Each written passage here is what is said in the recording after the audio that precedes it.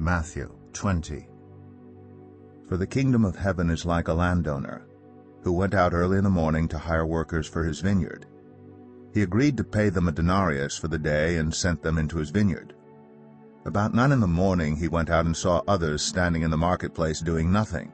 He told them, "You also go and work in my vineyard, and I will pay you whatever's right." So they went. He went out again about noon and about 3 in the afternoon and did the same thing. About 5 in the afternoon he went out and found still others standing around. He asked them, "Why have you been standing here all day long doing nothing?" "Because no one has hired us," they answered. He said to them, "You also go and work in my vineyard."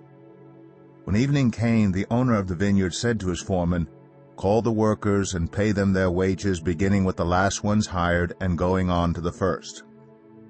The workers who were hired about 5 in the afternoon came and each received a denarius. So when those came who were hired first, they expected to receive more. But each of them also received a denarius. When they received it, they began to grumble against the landowner. "These who were hired last worked only 1 hour," they said, "and you have made them equal to us, who have borne the burden of the work and the heat of the day." But he answered one of them, "I am not being unfair to you, friend. Didn't you agree to work for a denarius? Take your pay and go. I want to give the one who was hired last the same as I gave you. Don't I have the right to do what I want with my own money? Or are you envious because I am generous?" So, the last will be first, and the first will be last. Now Jesus was going up to Jerusalem.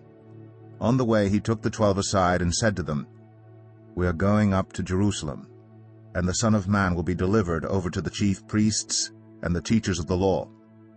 They will condemn him to death, and will hand him over to the Gentiles to be mocked and flogged and crucified. On the 3rd day he will be raised to life."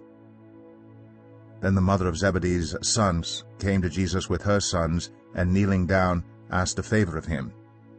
"What is it you want?" he asked. She said, "Grant that one of these 2 sons of mine may sit at your right and the other at your left in your kingdom." "You don't know what you are asking," Jesus said to them. "Can you drink the cup I am going to drink?" "We can," they answered. Jesus said to them, "You will indeed drink from my cup, but to sit at my right or left is not for me to grant. These places belong to those for whom they have been prepared by my Father." When the 10 heard about this, they were indignant with the 2 brothers. Jesus called them together and said, "You know that the rulers of the Gentiles lord it over them, and their high officials exercise authority over them. Not so with you. Instead, whoever wants to become great among you must be your servant, and whoever wants to be first must be your slave, just as the Son of Man did not come to be served, but to serve, and to give his life as a ransom for many." As Jesus and his disciples were leaving Jericho, a large crowd followed him. 2 blind men were sitting by the roadside, and when they heard that Jesus was going by, they shouted, "Lord, Son of David, have mercy on us." The crowd rebuked them and told them to be quiet. But they shouted all the louder, "Lord, Son of David, have mercy on us."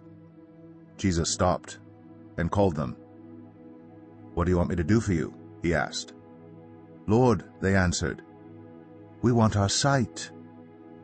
Jesus had compassion on them and touched their eyes. Immediately they received their sight and followed him.